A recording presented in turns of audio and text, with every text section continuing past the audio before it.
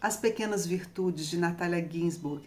Esse livro foi publicado originalmente na Itália em 1962 e aqui no Brasil em 2020 pela Companhia das Letras, com tradução de Maurício Santana Dias. Eu já havia lido da Natália Léxico Familiar, um livro que me encantou enormemente, e então eu decidi ler outro livro da Natália e pretendo buscar outras obras dela que estejam traduzidas em português para continuar lendo a Natália, que é simplesmente maravilhosa. Esse livro, As Pequenas Virtudes, ele me ajudou muito a entender o léxico familiar. Eu li esse primeiro, depois eu li esse. Esse aqui foi publicado em 62 e o léxico familiar em 63. Quando eu li esse livro aqui, ficaram algumas lacunas que eu tive que buscar para compreender, e esse aqui veio elucidar algumas questões, embora Natália não elucide absolutamente nada. A Natália, ela nasceu em Palermo em 1916, então ela e a família, vou falar dela, né? A infância, a juventude dela, o início da idade adulta, né? O período em que ela se casa e tem seus filhos. Natália viveu toda essa fase de infância, adolescência e início da vida adulta num contexto de guerra, né? Ela enfrentava, assim como todos os italianos, o fascismo, o nazismo e a Segunda Guerra Mundial. Então, essa foi a experiência da vida da Natália, e essa experiência impregna toda a sua literatura. Ou seja, Natália estava imersa num contexto histórico, a história acontecendo diante dela. E o que ela faz nesses livros, nesses dois livros, o Léxico Familiar e As Pequenas Virtudes? Ela aborda essas questões, né, do fascismo, do nazismo e da guerra, mas ela não cita, ela não explica. Aliás, Natália não explica nada, né? Você tem que buscar. Mas ela aborda essas questões não de uma forma explícita. Ela pouquíssimas vezes ela cita essas questões, mas a gente percebe que elas estão presentes o tempo todo. E é muito interessante que os referenciais históricos estão presentes nos referenciais cotidianos. É muito curioso. Ela conta a vida, ela narra a vida, a experiência de vida dela, sem se colocar como protagonista. É muito impressionante o que ela faz. Ela é uma literatura memorialística, ela conta a história da vida dela, desde a infância até a vida adulta, mas ela não se coloca como centro da história. Ela praticamente não aparece na própria história. E os fatos históricos, eles estão presentes também, mas eles não são protagonistas. Eles são traduzidos na linguagem do cotidiano, no dia a dia, no preparar uma refeição, no perceber que a casa já não tem mais cortinas, já não tem mais um abajur, porque elas já não têm mais sapatos também, porque os nazistas recolheram, né, levaram todos os calçados. Então, você vai encontrar os fatos históricos traduzidos na linguagem da vida cotidiana. É interessante que aqui no início, tanto desse livro, As Pequenas Virtudes, quanto no Léxico Familiar, o primeiro capítulo se chama Advertência. E nesse daqui, ela vai dizer que ela chama de ensaios, são vários ensaios aqui, que me parecem crônicas também, né? Ela vai explicar muito sucintamente onde é que esses ensaios foram publicados, em quais revistas e o ano de publicação e a cidade onde foram publicados. Quando eu li a advertência, eu li, óbvio, mas quando eu li eu pensei, desnecessário, né? Uma advertência para dizer que ano que as coisas foram publicadas. Mas depois que eu entendi, né? Era muito preciso. Por quê? Para você ler o livro da Natália, ler os ensaios e adentrar essas narrativas que ela traz, esses relatos, é muito importante você se situar no tempo e no espaço, porque ela não vai te dizer o que estava acontecendo. No primeiro capítulo, por exemplo, ela trata do período de confinamento, o período que eles tiveram que, ela, o marido, os filhos tiveram que fugir dos fascistas, dos nazistas, aliás, durante a Segunda Guerra. E aí ela coloca o ano de publicação do ensaio, e aí você entende o que estava acontecendo naquele período. Então é um livro que te convida a estudar, a buscar, a investigar, porque ela não te oferece absolutamente nada que te leve a desvendar o que estava acontecendo no mundo. Você vai encontrar a vida cotidiana dela, da família dela, dos amigos dela, mas quando você se depara com o ano de publicação e o local de publicação e você entende o que estava acontecendo na Itália, na Europa, no mundo naquele momento, você atribui outro sentido à escrita da Natália. Então, esse livro ele está dividido em duas partes. Na primeira parte, a Natália vai tratar de pessoas e lugares. Ela vai falar um pouco de algumas pessoas que foram muito importantes na vida dela e também de alguns lugares onde ela viveu. No primeiro capítulo, intitulado Inverno em Abruzzo, que foi publicado em 1944, ou seja, em plena guerra, né?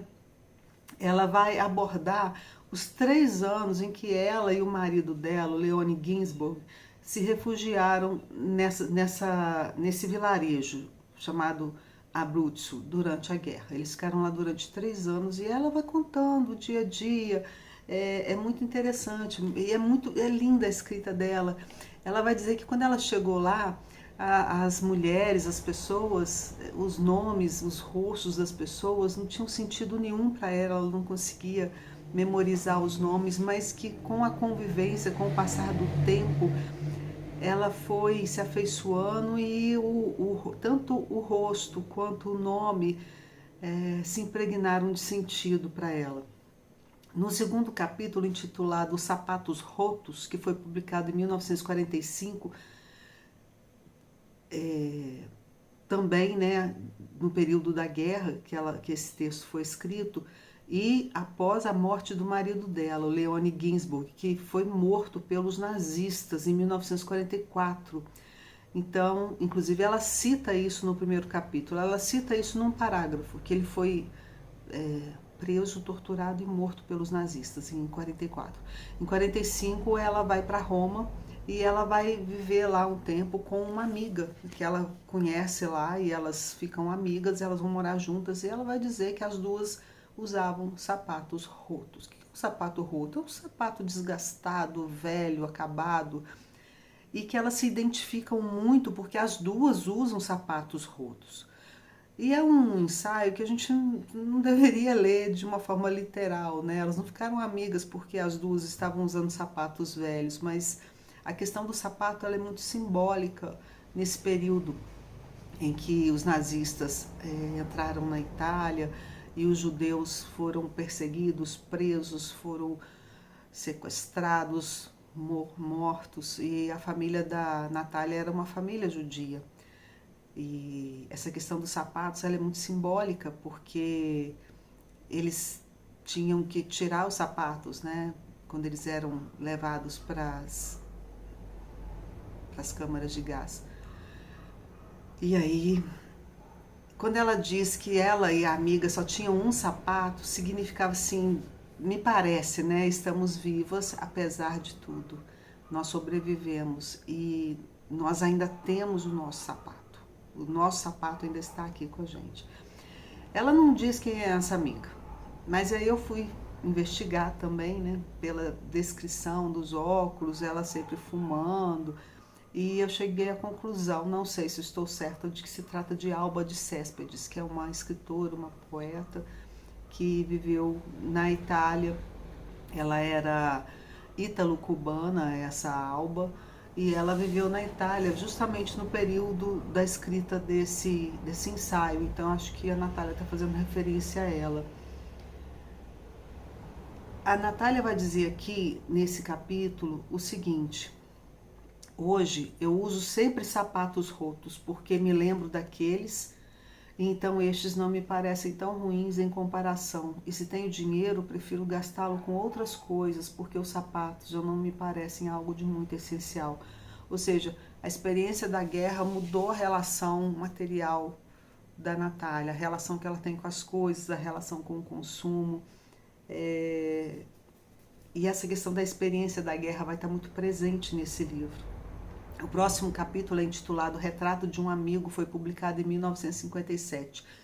Esse amigo, que ela não cita o nome dele aqui, eu sei exatamente quem é, porque fui ler a biografia dela, a história dela, e também aqui no Léxico Familiar, que conta a história dela, eu entendi quem vem a ser esse amigo, e esse amigo é Cesare Pavese.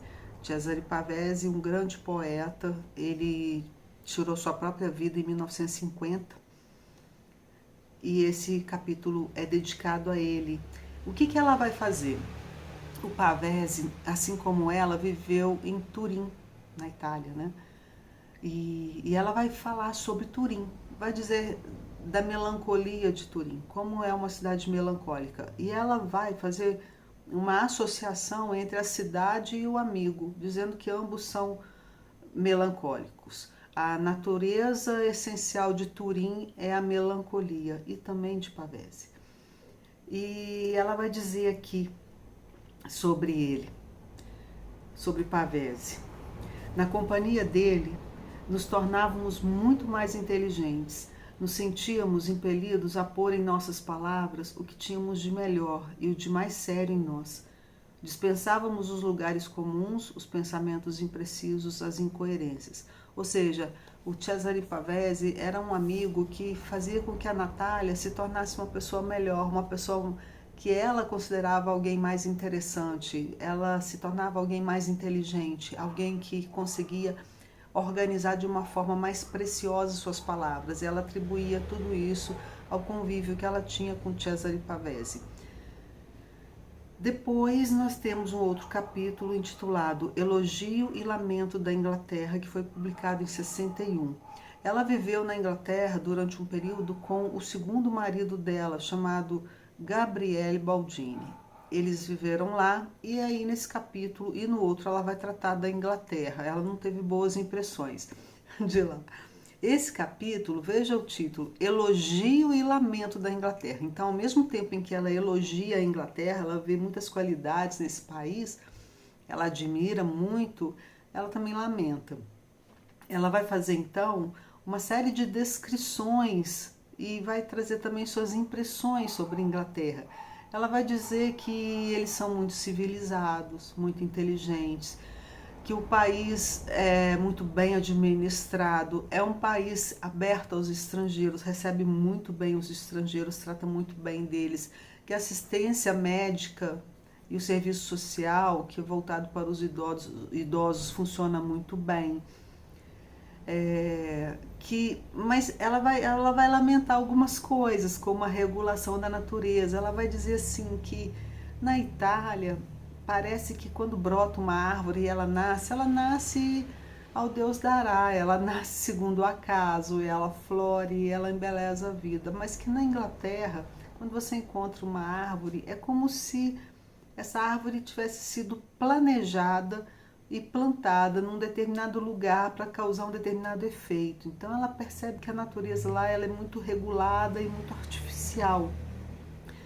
E ela também vai falar das cores, que tudo lá é muito cinzento e que quando você encontra um portãozinho azul ou uma cabine vermelha, é tudo muito regulado também. É como se aquela cor fosse colocada ali de propósito para romper com aquele cinza por algum motivo.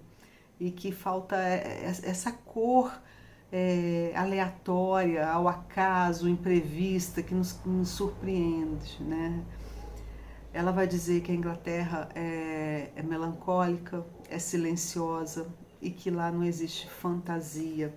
Eu vou ler um trecho que eu selecionei sobre isso.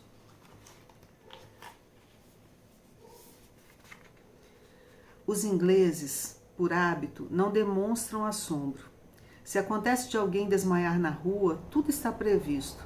Em poucos segundos lhe providenciam uma cadeira, um copo d'água e uma enfermeira uniformizada. Os desmaios são previstos e, em torno do infortunado, tudo se move prontamente em seu socorro de modo automático. No entanto, os ingleses se espantam profundamente quando, no restaurante, pedimos um pouco de água. Eles não bebem água, perenemente saciados por infinitas xícaras de chá. Não apreciam o vinho nem tocam em água. Por isso, o pedido de um copo d'água os desorienta, aquele mesmo copo d'água que surge tão solícito quando alguém desmaia na rua. Mas por fim trazem numa bandeja um pequeno copo com água morna e uma colherinha. Então ela trata aqui dos ingleses como ela percebe essas pessoas que são muito educadas, muito solícitas se alguém passa mal, se alguém tem algum tipo de necessidade, mas que tudo está dentro de uma espécie de programação que a incomoda profundamente. O próximo capítulo é intitulado La Maison Volpe e foi publicado em 1960. Ela estava morando na Inglaterra ainda. Ela vai dizer aqui que quando ela estava morando lá, tinha um estabelecimento que ela não sabe muito bem se era uma casa de chá, uma cafeteria ou um restaurante, que se chamava La Maison Volpe, e que ela nunca entrou lá. Então ela usa esse título, ela aborda esse estabelecimento para ela falar dos estabelecimentos e da cultura em geral na Inglaterra. Ela vai dizer que os estabelecimentos comerciais lá, que são destinados a esse ramo da alimentação, inclusive, utilizam nomes estrangeiros, geralmente franceses. Né? Aí nós temos a La Maison Volpe. Então ela vai dizer que nos restaurantes e nos bares ingleses há muita melancolia, que a comida e a bebida são péssimas, que os doces que são vendidos são velhos, são ruins, são como se fossem assim mascarados. Aparentemente são lindos, mas não tem sabor, não tem alma no doce. Que o atendimento dos funcionários é frio, é distante, e que a colaboração entre as pessoas só ocorre em casos de extrema necessidade, que quando ela adentra o estabelecimento comercial, ela não sente que quem está atendendo tem um mínimo de intenção de colaborar. A pessoa faz isso somente para cumprir o seu ofício, né? E aí ela conclui esse capítulo dizendo que os ingleses são tristes porque eles odeiam a comida. Se eles gostassem de comer e beber bem, eles seriam mais felizes. O próximo capítulo é intitulado Ele e Eu, foi publicado em 62 e vai tratar sobre Gabriele Baldini, que foi o segundo marido dela. Eu confesso que eu fiquei um pouquinho irritada ao ler esse capítulo, porque ela vai falar sobre ele e sobre todas as diferenças entre os dois. Os dois viviam num espaço dicotômico absoluto. Ele era de um jeito e ela era completamente diferente. Até aí tudo bem, mas é preciso considerar que quando ela trata disso, ela vai dizer de como ele fazia tudo muito bem, como ele era culto, como ele era sociável, talentoso, perfeito. Ele era um homem perfeito. Não obstante isso, ele a diminuía. Ele sempre configurava uma situação para mostrar a ela como ela era fraca, como ela era péssima em determinadas coisas. No cozinhar, no arrumar a casa, no escolher destinos de viagem, ou seja, tudo ela fazia muito mal. Porque a Natália, ela não era uma pessoa pragmática, ela não era essa pessoa. Ela era uma escritora, ela era uma literata, e a gente vai ver um pouquinho sobre isso aqui na frente. Então, enquanto ele estava se esmerando em ser perfeito na vida cotidiana, na organização de gerenciamento da casa, isso para ela não tinha importância, mas ele a desmerecia por causa disso. E aí ela questiona, passados quase 20 anos de casado, se eles são realmente aquele casal que ela conheceu, né, lá no início do casamento. Eles se casaram em 1950 e ele morreu em 1969. E aí nós temos a segunda parte do livro. Se na primeira parte a Natália está falando de pessoas e lugares, na segunda parte do livro ela vai tratar de processos. Ela vai tratar da guerra, ela vai tratar do fascismo, do nazismo, ela vai tratar do seu processo de se tornar escritora. Ela vai abordar as relações humanas e a educação dos filhos. O primeiro capítulo da segunda parte, intitulado O Filho do Homem, foi publicado em 1946. Aqui, nesse capítulo, ela vai abordar a experiência do fascismo, do nazismo e da guerra que foi vivida pela sua geração. E aqui, na página 65, tem um trecho que eu gostaria de ler para vocês. Ela diz assim: para alguns, a guerra só começou com a guerra, com as casas desmoronadas e os alemães. Mas para outros ela começou antes, desde os primeiros anos do fascismo, e por isso a sensação de insegurança e de permanente perigo é ainda maior. O perigo, a sensação de precisar se esconder, a sensação de precisar deixar de repente o calor da cama e das casas começou para tantos de nós há muitos anos. Insinuou-se nas diversões juvenis, nos acompanhou nos bancos de escola e nos ensinou a ver inimigos em todo lado. Assim foi para muitos de nós na Itália e em outros lugares, e se acreditava que um dia poderíamos caminhar em paz pelas ruas de nossas cidades. Mas hoje, quando talvez possamos caminhar em paz, hoje nos damos conta de que não nos curamos daquele mal. Assim, somos constrangidos a buscar sempre novas forças, sempre uma nova dureza para contrapor a qualquer realidade. Somos impelidos a buscar uma serenidade interior que não nasce dos tapetes e dos vasos de flor.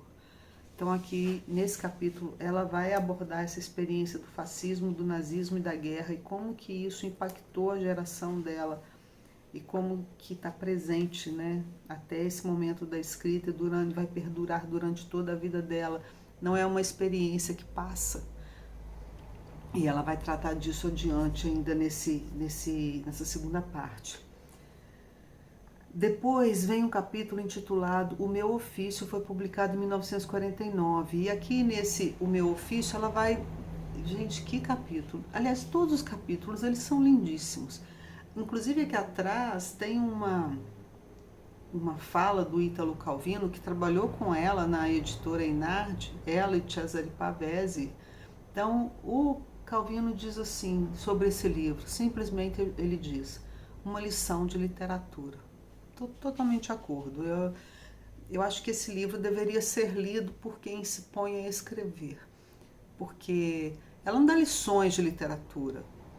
Ele está dizendo uma lição de... acho que ela não dá lição de literatura, mas ela te provoca a pensar sobre o seu processo de se tornar escritora, o seu processo de escrita. Então, nesse capítulo Meu Ofício, ela vai dizer que ela sempre soube que ela era escritora. Desde sempre. Ela sempre soube que ela era escritora. Nunca teve dúvidas quanto a isso. E a literatura da Natália é indissociável da vida cotidiana dela. Ela não tem um momento... agora estou vivendo a minha vida e depois vou escrever. Não.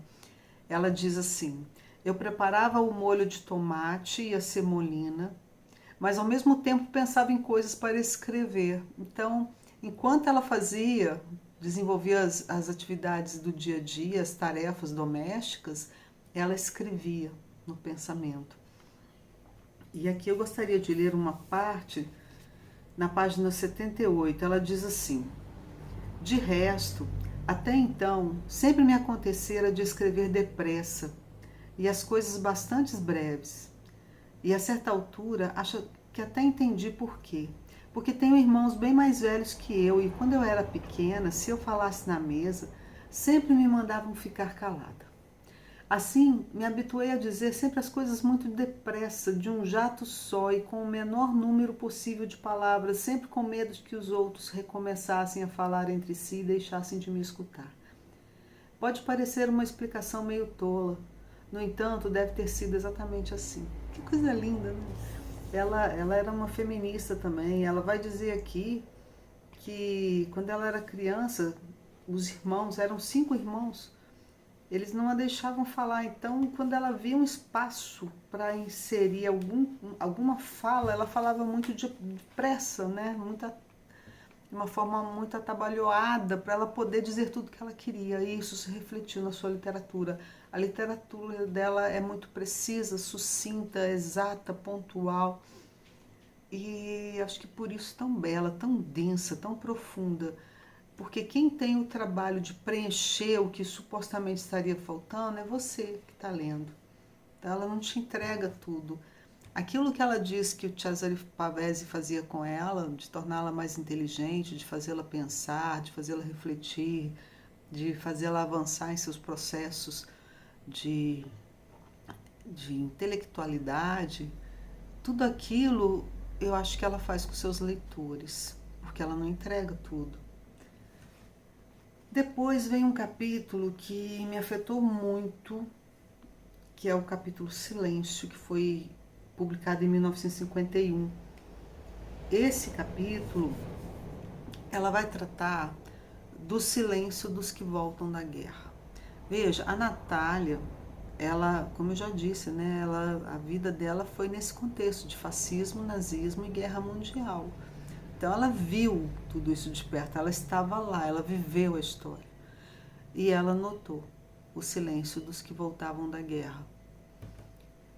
E aí eu lembrei muito de 3 outros livros. Um dele é Miss Dalloway, da Virginia Woolf, que ela também trata dessa questão do silêncio. Tem um personagem no Mrs. Dalloway que se chama Septimus, que é um cara, um soldado que volta da guerra e ele não consegue mais falar, ele não tem palavras, ele não consegue ver sentido na vida. A vida perdeu o sentido para ele e ele vive em absoluto silêncio. Um outro livro que trata do mesmo tema é o Crítica da Vida Cotidiana, do Henri Lefebvre, que também vai dizer desse silêncio. As pessoas que voltam da guerra, elas não têm o que dizer, elas estão emudecidas pelos terrores que elas vivenciaram lá. E, por fim, Walter Benjamin, num capítulo dele, muitíssimo conhecido, chamado Experiência e Pobreza, ele vai falar sobre a experiência da guerra e como a guerra afetou esses sujeitos, porque a guerra não é uma experiência, a guerra não é uma experiência que tem sentido, então a falta de sentido afeta também a produção de sentidos e com isso introduz o silêncio e emudece as pessoas. Então nesse capítulo Silêncio ela vai tratar disso, dessas pessoas que voltam da guerra e estão em silêncio. E ela vai dizer assim, é muito importante isso, entre os vícios mais estranhos e mais graves de nossa época deve-se mencionar o silêncio. Aqueles entre nós que hoje experimentaram escrever um romance conhecem o mal-estar e a infelicidade que se instalam quando chega o momento de fazer as personagens falarem entre si. Olha que impressionante. Ela, enquanto escritora, ela não estava só afetada com o silêncio que ela notava no meio social.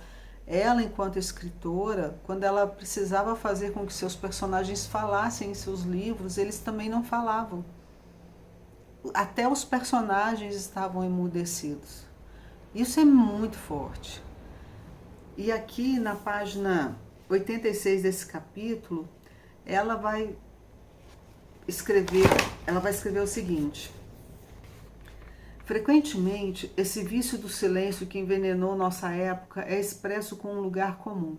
Perdeu-se o gosto da conversação. Ela está dizendo assim que a gente costuma dizer assim, as pessoas não conversam mais, as pessoas não têm mais gosto para conversar, perdeu-se o gosto da conversação, né? E ela vai dizer, essa é uma expressão fútil, mundana, de algo verdadeiro e trágico. Ao dizermos o gosto da conversação, nós não dizemos nada que nos ajude a viver, mas a possibilidade de uma relação livre e normal entre os homens. Isso sim nos falta, e nos falta a ponto de alguns de nós terem se matado pela consciência dessa privação. O silêncio ceifa suas vítimas todo dia. O silêncio é uma doença mortal. Então ela está dizendo que a experiência da guerra trouxe essa constatação da impossibilidade da vivência de uma vida livre e normal entre as pessoas, e que isso ceifou a vida de tantas pessoas. E eu acho que aqui ela está fazendo uma referência ao Cesare Pavese, que tirou sua própria vida nesse período, no pós-guerra, porque aparentemente ele já não acreditava mais, ele não tinha mais esperança, ele desistiu. O próximo capítulo é intitulado As Relações Humanas e ele foi publicado em 1953. Que capítulo lindo também, todos são lindos, não vou cansar de dizer isso. E ela vai narrar a constituição das próprias relações humanas dela, desde a infância até a vida adulta, e ela vai discutir a maternidade também. E ela vai dizer também como que ela vê essas relações, esse processo de constituição das relações humanas se processarem em seus filhos. E é muito impressionante que ela escreve esse capítulo na primeira pessoa do plural, porque essa história é a história dela e é a nossa também. Você lê a história, que é a história dela, e você se reconhece, você se identifica lá. Está escrito na primeira do plural, ela nos inclui na história. Ela nos faz pensar sobre esse processo de como desde crianças até a idade adulta, como que a gente vai se relacionando, a gente vai constituindo nossos grupos de amizade, depois a gente se afasta deles, constitui outros grupos. E toda essa escrita, né, é dentro desse contexto de guerra. E nesse contexto de guerra, ela vai dizer para a gente assim: olhar o próximo com olhos sempre justos e livres, não com um olhar temeroso ou arrogante de quem sempre se pergunta em presença do próximo se ele será seu senhor ou seu servo. Então, isso é maravilhoso. Ela vai dizer como que a gente olha para o outro, como que a gente deveria olhar para o outro, olhar para o outro com olhos justos e livres. E nunca, e evitar, e cuidar, e vigiar, para a gente não olhar para as pessoas examinando as pessoas para saber se elas serão nossos senhores ou nossos servos. É lindo esse capítulo. Por fim, o último capítulo é intitulado As Pequenas Virtudes, é o capítulo que dá título também ao livro, foi publicado em 1960 e vai tratar da educação dos filhos. E aqui ela vai dizer, é surpreendente porque o livro se chama As Pequenas Virtudes, né? Mas ela vai dizer para a gente, nós não devemos ensinar aos nossos filhos as pequenas virtudes, mas as grandes virtudes. E aí ela vai trazer essas pequenas e essas grandes virtudes e ela vai discutir cada uma delas. Por exemplo, ela vai dizer que nós ensinamos nossos filhos a poupança, ou seja, a ideia da acumulação. Você tem que trabalhar, ganhar dinheiro, comprar casas, comprar imóveis, comprar as coisas, acumular, ter. E ela vai dizer que essa é uma pequena virtude que geralmente as famílias ensinam os filhos, mas que no lugar dessa pequena virtude, a gente deveria ensinar uma grande virtude, que são a generosidade e o desprendimento. Ela vai dizer que o dinheiro deveria servir para satisfazer os nossos desejos, nossos sonhos, nossas vontades, ajudar as pessoas, tornar o mundo melhor para todo mundo. Que o dinheiro deveria servir para isso e não para ser acumulado.